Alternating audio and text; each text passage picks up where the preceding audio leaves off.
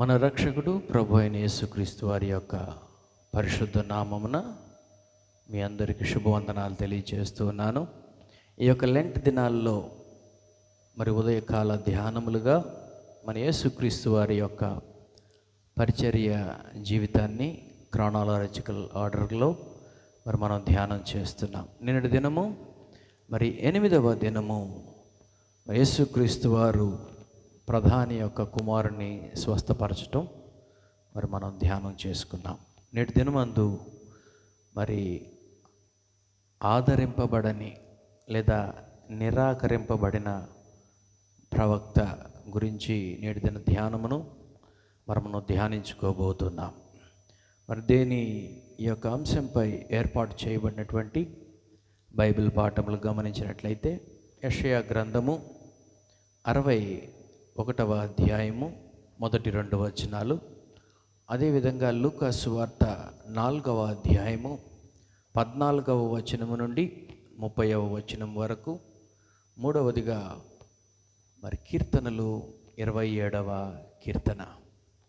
నేటి దినము ఏర్పాటు చేయబడినటువంటి ఈ పాఠాలని మనం చూసినట్లయితే, మొదటిగా మన రక్షకుడు మన ప్రభు అయినటువంటి యేసుక్రీస్తు వారు ఆయన పరిచర్య జీవితంలో ఆయన పలికినటువంటి మాటలు, ధర్మశాస్త్రమును, ప్రవక్తల యొక్క మాటలు, ప్రవచనములను, కీర్తనలను నా గురించే అవి చెప్పబడినవి అని చెప్పి యేసుక్రీస్తు వారు సెలవీయటం మనం చూస్తూ ఉన్నాం.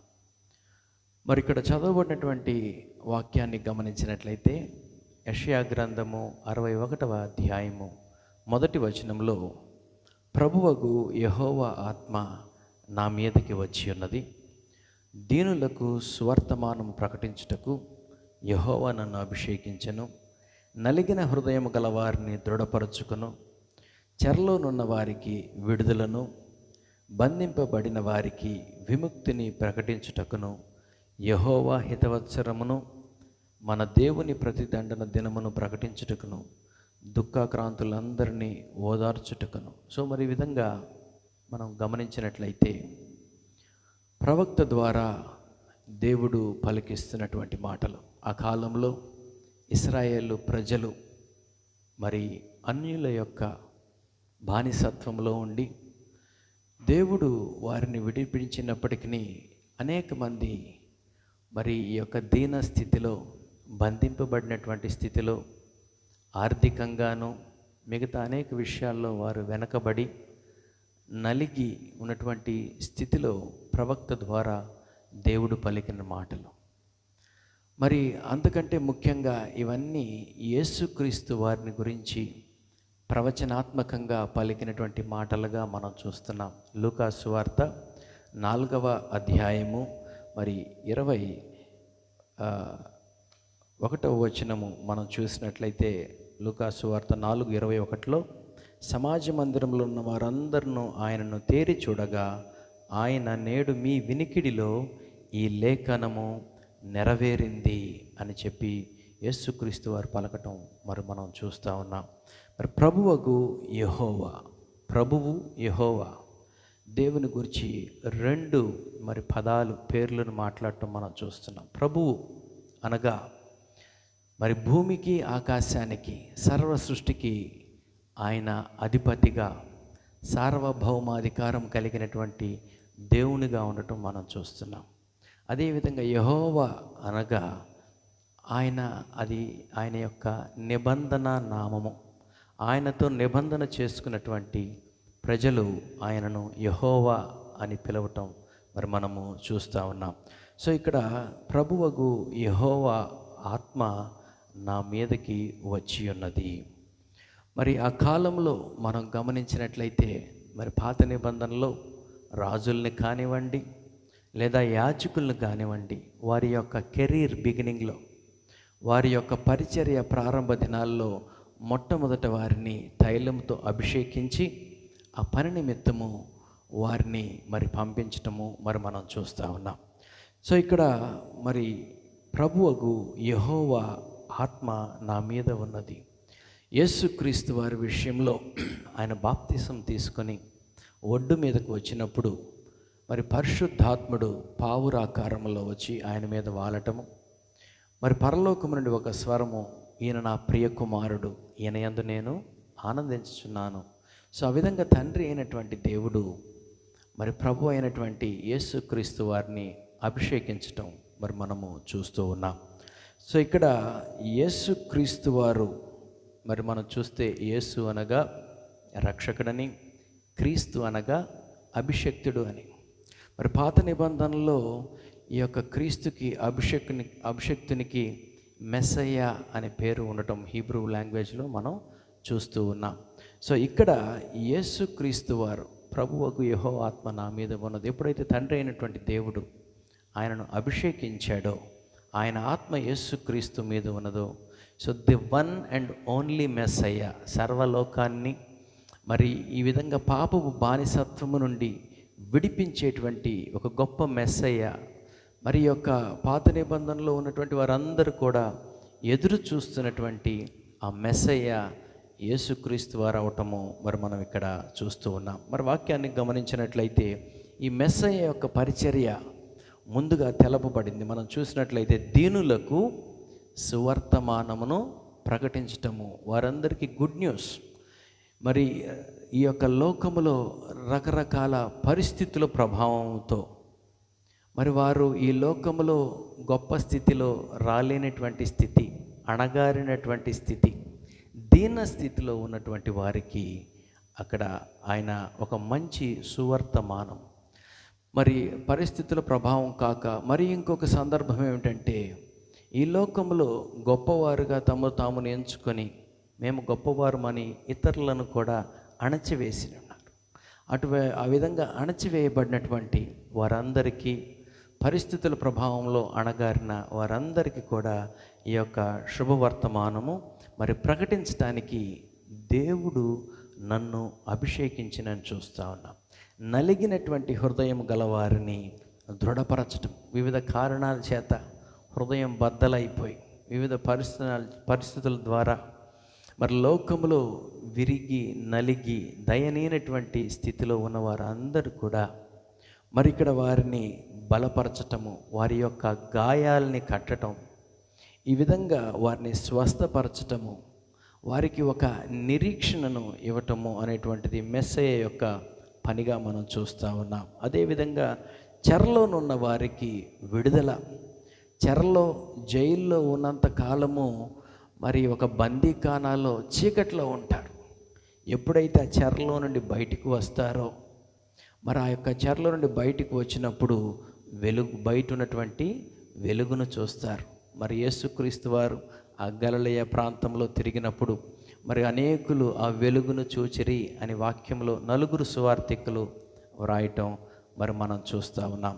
ఈ విధంగా బంధింపబడిన వారిని, చెరలో ఉన్న వారిని విముక్తుల్ని చేయటము మరి మనం చూస్తూ ఉన్నాం. అదేవిధంగా యెహోవా యొక్క హితవత్సరము, మరి ఆ కాలంలో లేవి కాండము 25వ అధ్యాయము 10వ వచనంలో దేవుడు సెలవిచ్చినటువంటి రీతిగా మరి 47 ఏళ్ళు 49 తర్వాత 50వ సంవత్సరములో దేవుని యొక్క హితవత్సరమును ప్రకటించి మరి ఎవరైతే అప్పుల్లో ఉన్నారో వారి అప్పుల్ని క్షమించటము, ఎవరి భూములైతే మరి తాకట్టు పెట్టివే మరి వారు వాడుకుంటున్నారో వాటిని కూడా వదిలివేయటము, ఈ విధంగా వారి యొక్క హితవత్సరమును ప్రకటించటము, మరి నలిగిన వారిని, అణగారినటువంటి వారిని, వివిధ సమస్యల్లో ఉన్నటువంటి వారందరినీ కూడా బంధ విముక్తుల్ని చేయటము మరి ఇక్కడ మనము ఈ యొక్క పరిస్థితుల్లో చూస్తున్నాం. యెహోవా హితవత్సరం ప్రకటించుటకును, ఆ తర్వాత మన దేవుని ప్రతిదండన దినమును ప్రకటించుటకును, దుఃఖాక్రాంతులందరినీ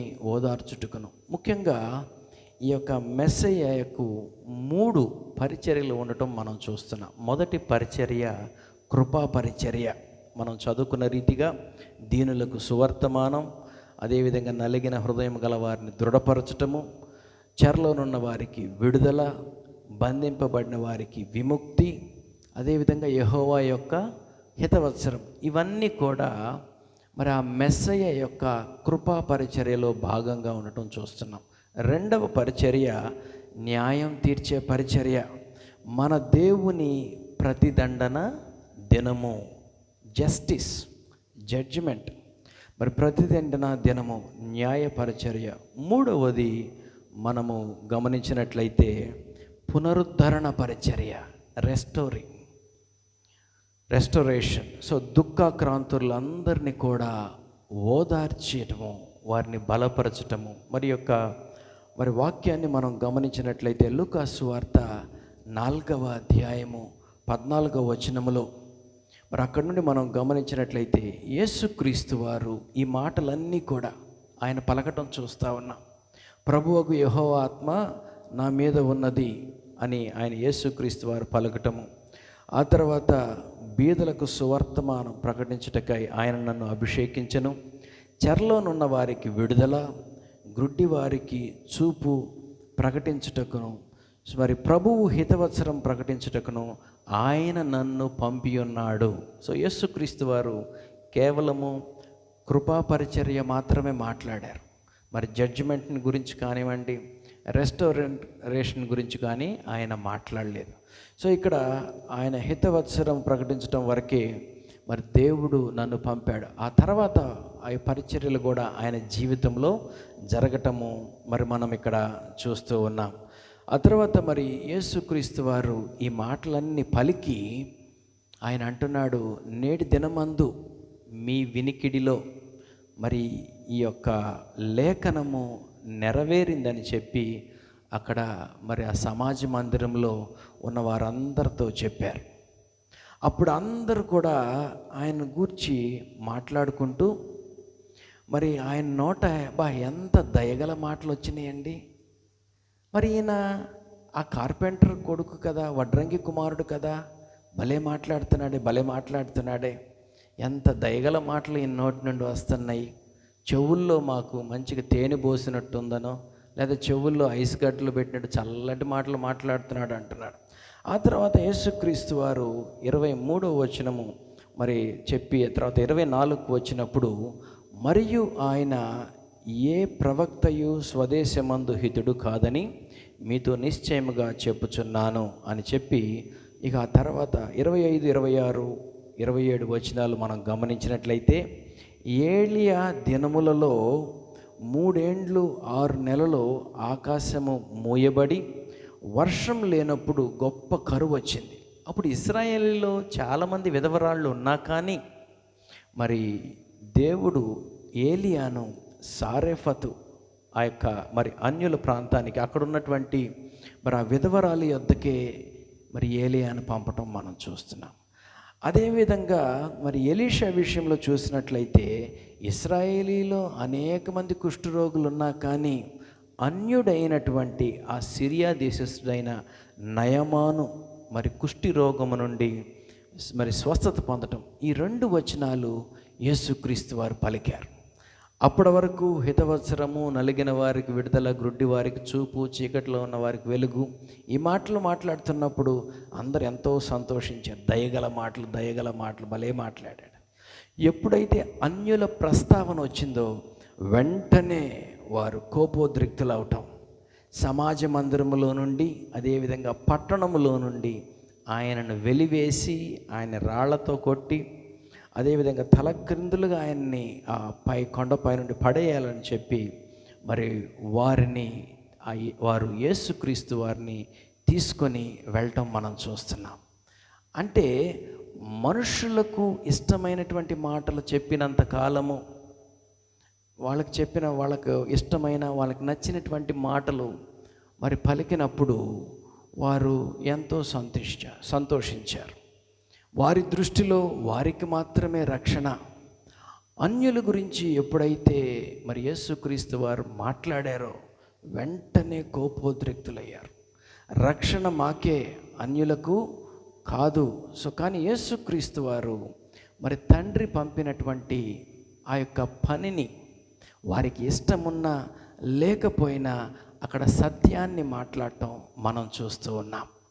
మనం కూడా ఈ లోకంలో మరి చాలా సందర్భాల్లో గమనిస్తూ ఉంటాం. పాస్టర్ గారు మరి గట్టిగా వాక్యంలో ఉన్నటువంటి మాటల్ని గద్దించిన, హెచ్చరించిన వెంటనే ఈ సంవత్సరం పాస్టర్ గారిని పంపించేయాలి, కొత్త పాస్టర్ గారిని తెచ్చుకోవాలనుకుంటారు. కానీ వాక్యంలో ఉన్నటువంటి సత్యాన్ని మనం సరి చేసుకోవాలి. మనలను హెచ్చరిస్తూ ఉంది, మనలను గద్దిస్తూ ఉంది, మనం సరి చేసుకోవాలని చెప్పినప్పుడు ఆ మాటలు తీసుకోవటానికి మరి మనము సిద్ధంగా ఉండం. కానీ ఇక్కడ మరి యేసుక్రీస్తు వారు మెస్సయ్యగా అభిషేకించబడినటువంటి ఆ యొక్క యేసుక్రీస్తు వారి పరిచర్యను మరి మనము గమనించినట్లయితే మనుషులకి నచ్చినా నచ్చకపోయినా, మనుషులు మెచ్చినా మెచ్చకపోయినా సత్యాన్ని పలకాలి.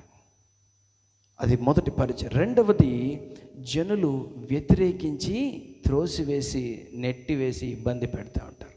మూడవది, మరి యేసుక్రీస్తు వారి విషయంలో మనం గమనించినట్లయితే ఆఖరికి మరి ఆయన యొక్క అభిషేకం, తండ్రి ఆయనని అభిషేకించినటువంటి అభిషేకం ఎంతవరకు తీసుకువెళ్ళింది? తను తాను సిలువకు అప్పగించుకునే అంతవరకు. ఆ విధంగా ఆయన సర్వలోకాన్ని మరి సర్వలోకాన్ని ఈ యొక్క పాపపు బానిసత్వం నుండి విడిపించటాన్ని మనం చూస్తున్నాం. సో యేసుక్రీస్తు వారి మరి ఆ యొక్క అభిషేకము, దేవుడు ప్రభువుకు యెహోవా ఆత్మ నా మీద ఉన్నది అని దేవుడు తనను అభిషేకించినటువంటి ఆ యొక్క అభిషేకము ఎంతవరకు తీసుకొని వెళ్ళింది? సత్యాన్ని పలకటము. రెండవది, ఆ సత్యాన్ని పలకటం ద్వారా మనుషులు ఆయనను విసర్జించటము. ఆఖరికి ఆయన యొక్క శిలువ మరణం. మనము కూడా మరి ఈ లోకములో వాక్యము కోసము, సత్యము కోసం దావీదు భక్తుడు మరి అంటున్నాడు, కీర్తనలు 27వ కీర్తన మరి 3వ వచనము మనం చూసినట్లయితే, నాతో యుద్ధము చేయుటకు దండు దిగినను నా హృదయము భయపడదు, నా మీదకి యుద్ధము రేగినను దీనిలో నేను ధైర్యము విడవకుందును. ఎందుకంటే మరి తండ్రితో మనము నిబంధన చేసుకుని ఉన్నాం. తండ్రి కుమారులు ఐక్యమై ఉన్నారు. ఇక 12వ వచనంలో కూడా అంటున్నాడు చూడండి, కీర్తనలు 27వ కీర్తన 12వ వచనంలో, అబద్ధ సాక్షులను క్రూరత్వము వెళ్ళగక్కు వారును నా మీదకి లేచి ఉన్నారు, నా విరోధుల ఇచ్చకు నన్ను అప్పగించకము. తండ్రి అయినటువంటి దేవుడు యేసుక్రీస్తు వారిని ఏ విధంగా మరి ఆ యొక్క పునరుద్ధానుని గావించి 3వ దినమున తిరిగి లేపి ఉన్నాడో, నిన్ను నన్ను మనల్ని కూడా విరోధుల చేతికి అప్పగించకుండా. ఎందుకంటే ఇంకొక చక్కటి మాట యేసుక్రీస్తు వారు పలుకుతూ ఉన్నాడు. మత్తయి సువార్త 10వ అధ్యాయము 28వ వచనం మనం గమనించినట్లయితే, మత్తయి సువార్త 10వ అధ్యాయము 28వ వచనము, మరియు ఆత్మను చంపనేరక దేహమునే చంపువారికి భయపడుకుడి, కానీ ఆత్మను దేహముతో కూడా నరకములో నశింపజేయగలవానికి మిక్కిలి భయపడినంటున్నారు. సో ఈ లోకంలో సత్యాన్ని పలికితే సత్యానికి చోటు లేదు. సత్యము పలికితే మనుషులు దేహాన్ని ఏదైనా చేస్తారు. కానీ ఒకానొక దినం రాబోతుంది, ఆత్మను దేహమును కలిపి నశింపచేసేటువంటి దేవునికి నీవు నేను భయపడుతూ, ఈ లోకంలో నిన్ను నన్ను మనుష్యులు తృణీకరించిన దేవుని యొక్క మహిమార్థమై ఆయన చెప్పిన మాట వింటూ సత్యం కోసము, వాక్యము కోసం మనం నిలబడదాం. ఆ విధంగా జీవించినట్లు దేవుని ఆత్మ మనందరికీ సహాయం చేయనుగాక. చిన్న ప్రార్థన చేసుకుందాం. మహోన్నతుడైన మా ప్రియ పరలోకపు తండ్రి, నాయన, మీ ప్రియకుమారుడైనటువంటి యేసుక్రీస్తు వారిని మీరు అభిషేకించి నాయన మరి ఆయన ఈ లోకంలో ఒక మహత్తరమైనటువంటి కార్యం నిమిత్తము మరి మా తండ్రి మీ ప్రియకుమారుని లోకంలోనికి పంపి ఉన్నారు. అదేవిధంగా మమ్మల్ని కూడా మా తండ్రి నాయన మీ యొక్క నామ మహిమార్థమై సత్యము కోసము మేము జీవించినట్లయితే మరి మా తండ్రి నాయన పరలోకంలో మా యొక్క ప్రాణాన్ని మేము మా తండ్రి కాపాడుకుంటామని చెప్పి నాయన మత్తయి సువార్త 16:25లో మీరు సెలవిచ్చి ఉన్నారు. ఆ విధంగా మేము మా తండ్రి ఈ లోకములో మా ప్రాణం సంపాదించుకోవటం కాక పరలోకంలో మా ప్రాణమును మా తండ్రి సంపాదించుకున్నట్లు మీ చిత్త ప్రకారము మా తండ్రి మీ ఆత్మ కలిగి జీవించినట్లు మీ సహాయం మాకు అనుగ్రహించమని ధ్యానంలో పాల్గొంటున్నటువంటి ప్రతి ఒక్కరిని మీ దయగల హస్తాలకు అప్పగించుకుంటూ యేసుక్రీస్తు వారి పరిశుద్ధ నామమున మిక్కిలి వినయముగా ప్రార్థించి వేడుకొనుచున్నాము తండ్రి, ఆమేన్. తండ్రి, కుమార, పరిశుద్ధాత్మ త్రియేక దేవుని దివ్య సన్నిధి సదా మీకు తోడై ఉండును గాక. ఆమేన్. ప్రైజ్.